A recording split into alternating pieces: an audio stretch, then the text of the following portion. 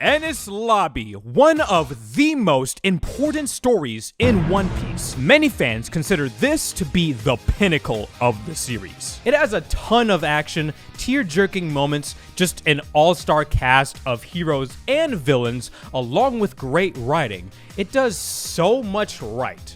But did you know that Enies Lobby actually almost canceled One Piece? No. Wait. Because of weird animation errors, horrible pacing, where episodes literally would not start till like 8 to 9 minutes in, and filler mixed into climactic moments. Many fans were upset with the anime when Enies Lobby was airing in Japan. It was so bad that the anime moved from its golden time slot of 7 to 10 p.m. to its current time slot of Sunday mornings at 9:30 a.m. So that way the anime wouldn't suffer being canceled. Given that information, is Enies Lobby actually just a really bad arc? Well, that's what I'm here to disprove. So raid the government, realize reading is illegal, and get way too emotionally attached over an inanimate object as we crash into Enies Lobby, the greatest rescue story. Also, for those new to the channel, I'm watching the series dubbed. Enies Lobby is 41 episodes and 56 chapters. Continuing from where we left off at Water 7, the Straw Hats have finally made it to Enies Lobby to save Robin. Sanji informs them of Robin's dark past and how the world government is using her childhood trauma to manipulate and endanger the people she cares about. None of that matters! It's not her fault! Of course it is! Hey Luffy, this has been really hard for me to talk about, but you're a really good friend that I can trust. So 2 decades ago, the world government killed everyone I loved and destroyed everything I cared about. And now they're trying to do the same to you guys, unless I... Damn, that's crazy. We tried just like getting over it. Despite the danger, the Straw Hats always have time for drip and prepare for battle. While they come up with a strategic game plan to save Robin with as little casualties and unnecessary violence as possible, Luffy is out for blood, ignoring his friends and just starts wrecking the place. Hey, there's just this random teenager running headfirst into a private government island? Oh, it's Monkey D. Luffy? Okay, cool. So, I quit. While Luffy continues to traumatize an entire army for 5 episodes straight, CP9 gather at the Tower of Law with Frankie and Robin as hostages. We meet the final 3 members of Cypher Pole number 9. Fukuro, Kumadori, and Jabra. So your power levels are... power level 4,000! 4,000?! Over 4,000? That's... okay. Also, what is with this DBZ power levels bullshit? Please tell me this won't be relevant ever again. As thanks for their hard work, Spandam gives Caulifla and Kaku random devil fruits to make them stronger. And oh boy, are these powers definitely random. After getting the Kill 10K Marines achievement, Luffy makes it closer to the Tower of Law. However, the door of inevitable ass-beating opens as Bluno arrives to stop Luffy. This time around, Luffy is able to keep up with Bluno and even deals major damage to him. How long do you plan to keep fighting?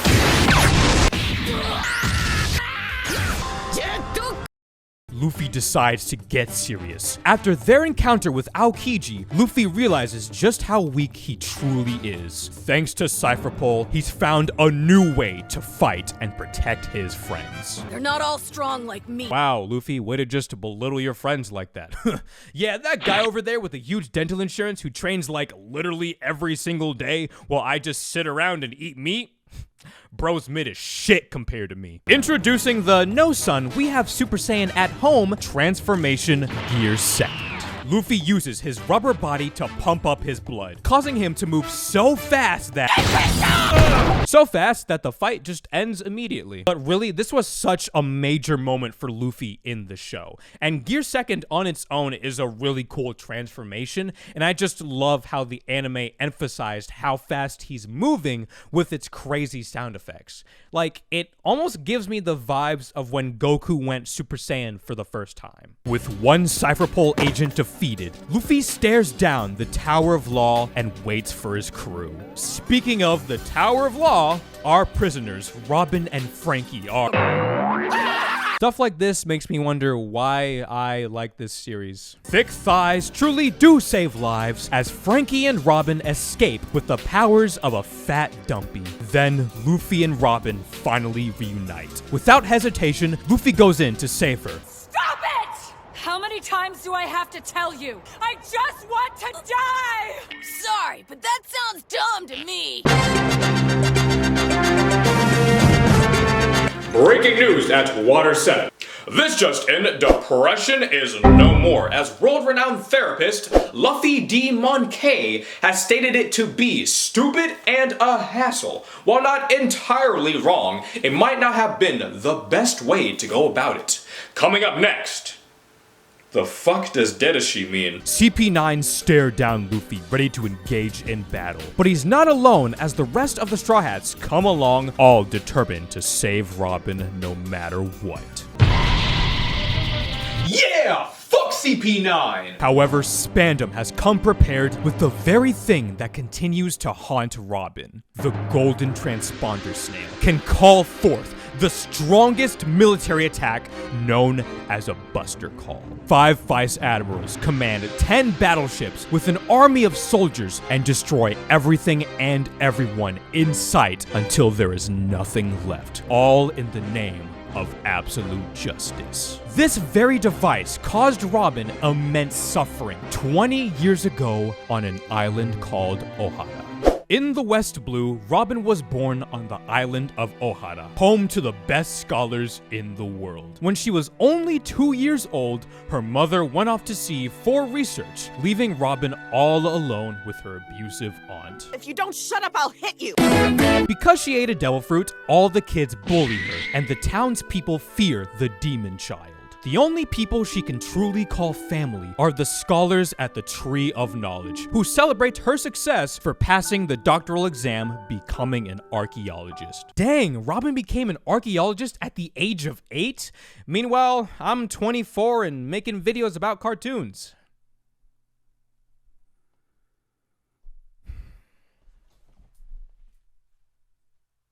Robin shares her interest in learning about the Void Century, 100 years of history that was mysteriously taken off the record. Clover forbids Robin from learning about the Void Century, as it's illegal and anyone trying to find out the information will become a criminal, condemned to death. The next day, Robin is chilling at the beach and comes across a giant who washed up to shore. This is Jagger D. Saul, a jolly old giant with the second best laugh in the franchise. Do I even need to say who number 1 is? Saul goes around building a ship to leave the island, while hanging out with the weird orphan girl, and they laugh a hearty Dedashi like there's no tomorrow.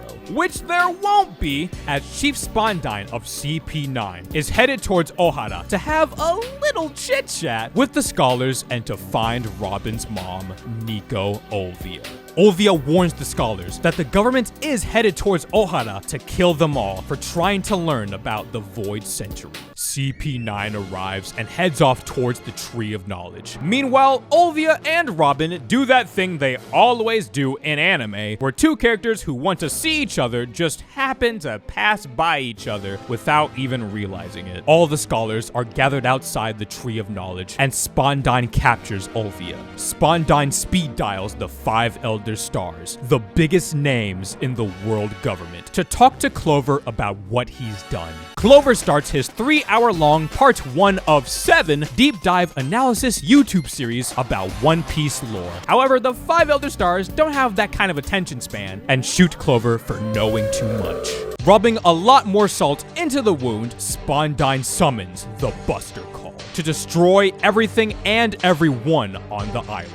The tree of knowledge bursts into flames, and the scholars try everything they can to douse the flames and save the books. During all this commotion, Robin comes face to face with her mom, Olvia, who pretends like she has no idea who she is, so her daughter doesn't get wrapped up in the life of a criminal. Robin begs her mom to notice her and informs Olvia of all she's done to achieve her simple wish to see her after so long and spend time like a proper family. Saul kills the vibe and yoinks Robin to keep her safe, but he's immediately ambushed by the Navy. Robin makes it to the evacuation ship, but the townspeople refuse to let her on. Go away! You're creepy! Hey, now's not the time for that! Don't let her on, guys. She knows how to read.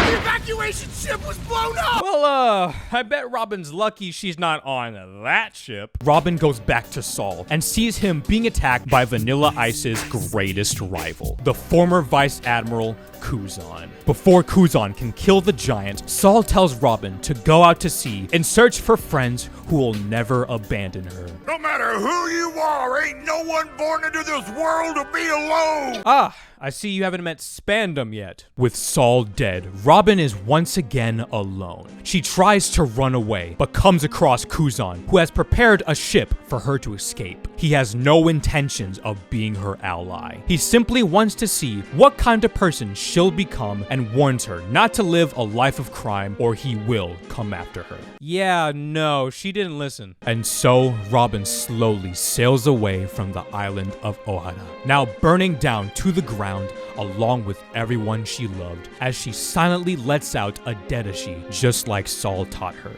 Now, for a while, I always believed Brooke's backstory was the saddest amongst the Straw Hats. But honestly, after rewatching this arc, Robin's flashback is definitely S-tier sad boy hours. This begins her life as an outlaw, wanted by the world government for 79 million berries at the age of 8. Anyone she'd come across would just try to use her for the money. She became corrupted and started working for criminal organizations in order to survive, eventually falling into the hands of Crocodile, leading us to this moment. Robin reinforces her unwillingness to join the Straw Hats due to her fear of being used and abandoned again, and the people she cares about being hurt given her dark past. Now knowing the depths of Robin's darkness, Luffy orders Sniper King to shoot down the flag of the world government. With this, the Straw Hats are prepared to crawl through hell in order to save their friend. Would you be willing to fight the entire world in order to save your friend? 'Cause I sure shit wouldn't. Tell me you wanna live! I just want to die!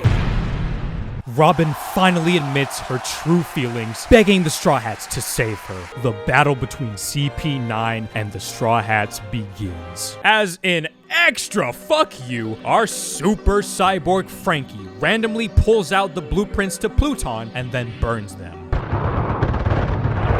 Granny Kokodo uses Rocket Man to slam the Straw Hats along with Frankie right into the Tower of Law. Fukudo stops by to give the Straw Hats unnecessary exposition. In order to save Robin, they need the right key to unlock her cuffs, and each member of CP9 has one of the keys. So it's a race to beat CP9 for the right key before Robin is taken through the gates of justice. Luffy guns straight for Lucci, and the other Straw Hats head off to their battles. First is Nami versus Kumadori.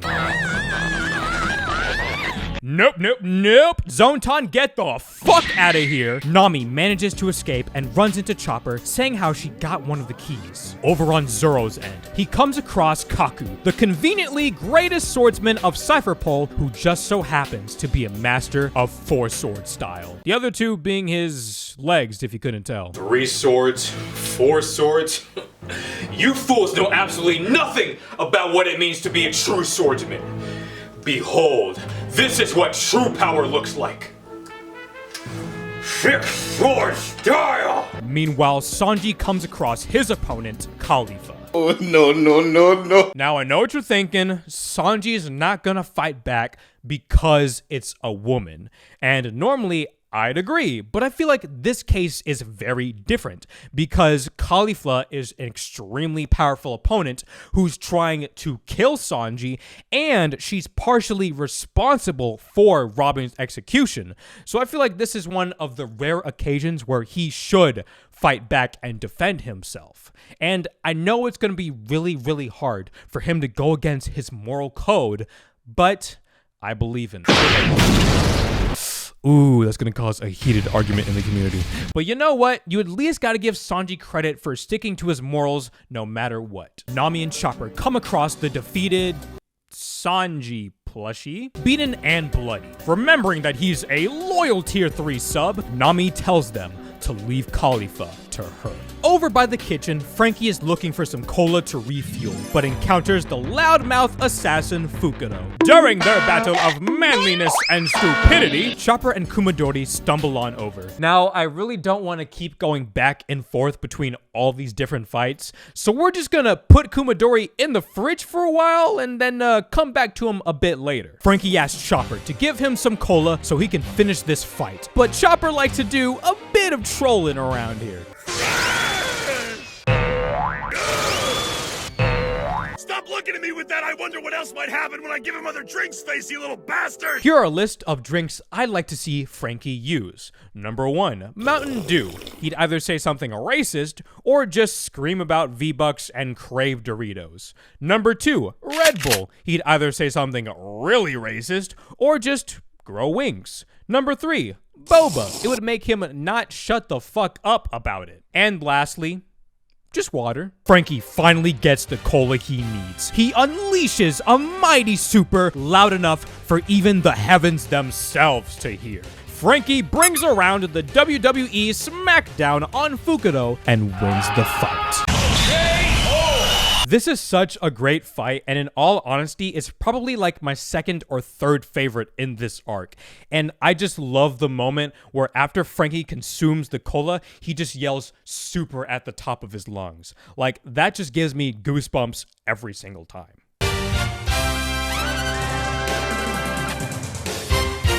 Kumadori comes out of the refrigerator feeling refreshed and ready to kill. Kumadori is strong, the strongest opponent Chopper has faced. Yet our raccoon dog is able to hold his own and deal major damage to Kumadori. However, this Kabuki warrior manages to be more than Chopper can handle. Ignoring the dare campaigns, Chopper overdoses on the rumble balls and unleashes his hidden transformation, Monster Point.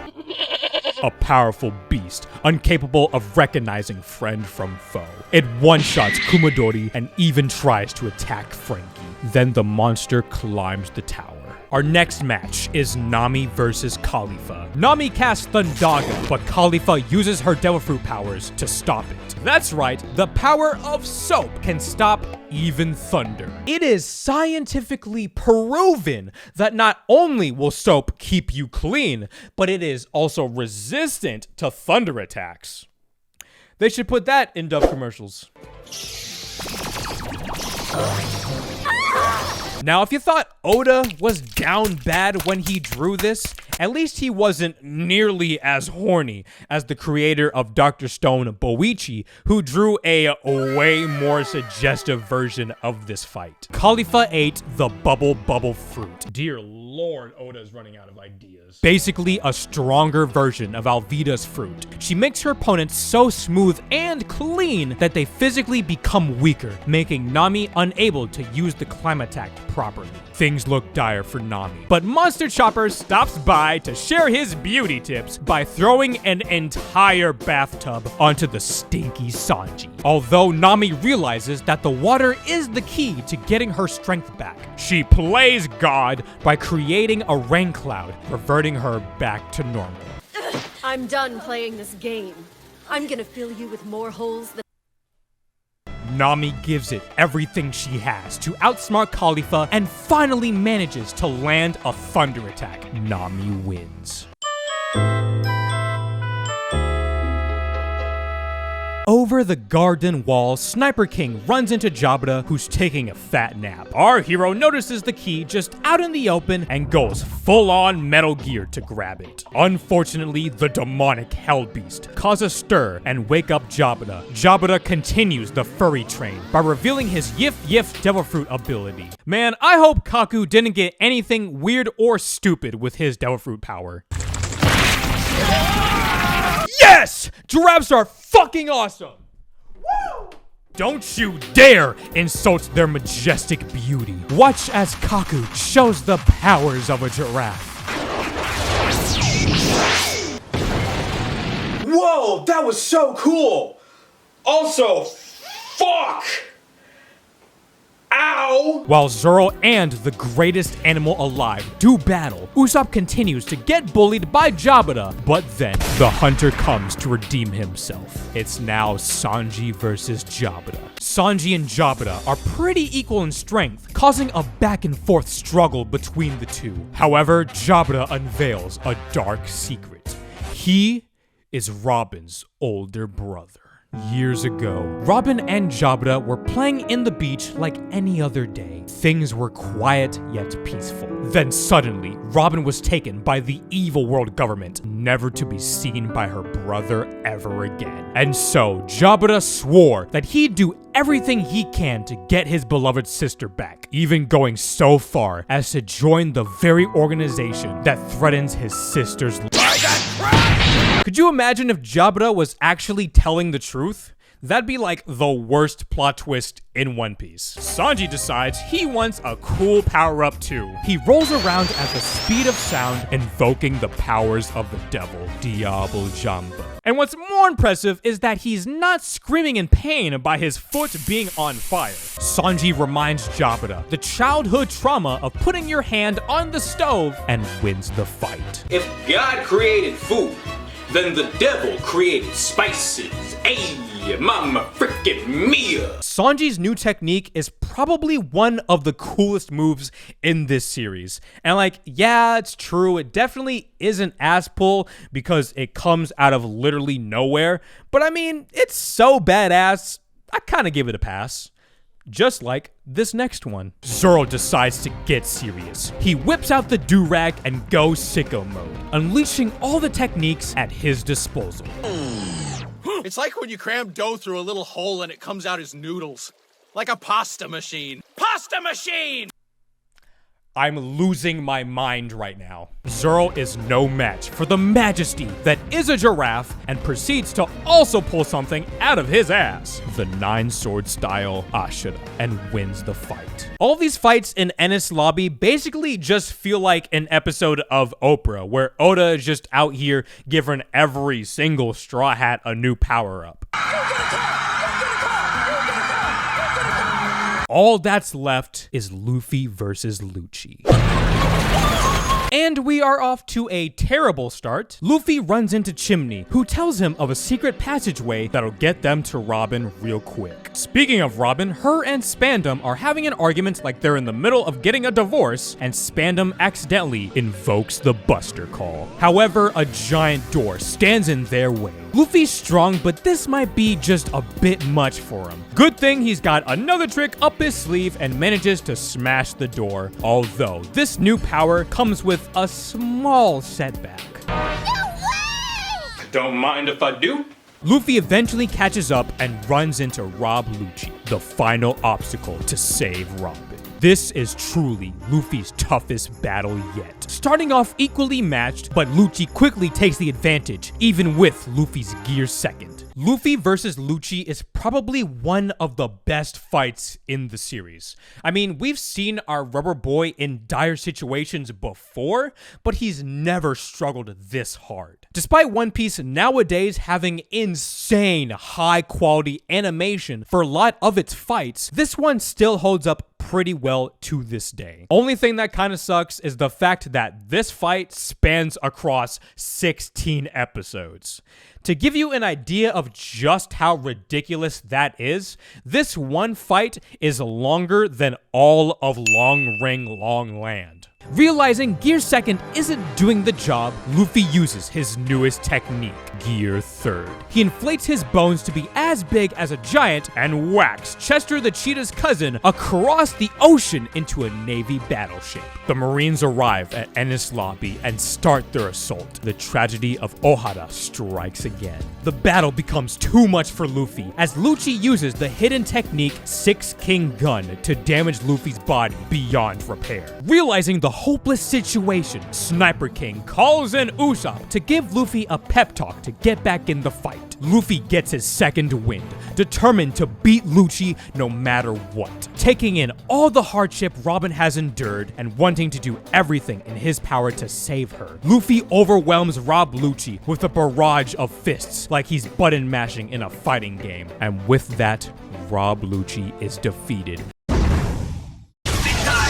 And during all the commotion, Luffy screams as loud as he can to Robin that it's time to go home. What an insane finale to the fight. That scream that Luffy unleashes in both the sub and the dub is just so strong and so raw. Mayumi Takanaka and Colin Clinkenbeard are just phenomenal voice actors. They might have defeated CP9, but the last thing to stand in their way is the Buster Call. The Straw Hats are overwhelmed by the sheer numbers of the Marines. One of them even destroys Zoro's Yubashiri. Usopp starts to hear strange dolphin noises that get louder and louder, so loud that even the crew can hear them. The voices become clear enough that it asks for one simple favor. Jump in the sea! Jump! It'll be okay! Well, looks like Usopp is trying to form a suicide pact. The Straw Hats take Usopp's word for it and jump into the sea, and awaiting them is their scheduled Uber ride, the Going Merry. The gang run from the Marines while fending off their attacks as they head on back to Water 7.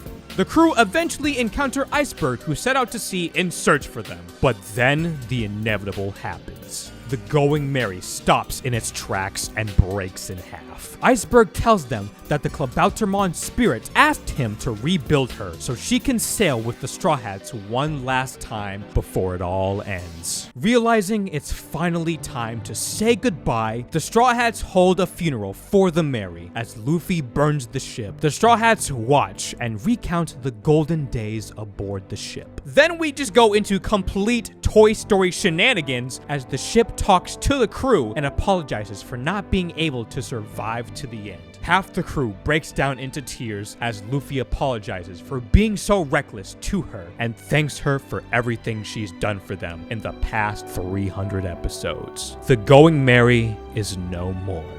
To be continued. And that's the end of the Enies Lobby arc. Like I mentioned before, with the anime, the Enies Lobby arc does have some issues. Besides really bad pacing and a ton of animation errors, I would say that this is probably my second favorite arc of all time. Enies Lobby is when the Straw Hats finally make a name for themselves, and I love how each character gets their own chance to shine with some of the best battles in this series. I was already starting to warm up to Frankie during the Water 7 arc, but I feel like Enies Lobby was the moment where he really shined for me and made him just one of my favorite characters ever. Robin's story from her life on Ohara to finally accepting her will to live is some of the most tragic but like really heartwarming finales in this series. All in all, I feel like this arc is some of Oda's best work yet, and I feel that it deserves all the hype that it gets. With that being said, thank you guys very much for watching. Like, comment, subscribe, the whole YouTube shebang, and I'll see you in the next video. Bye!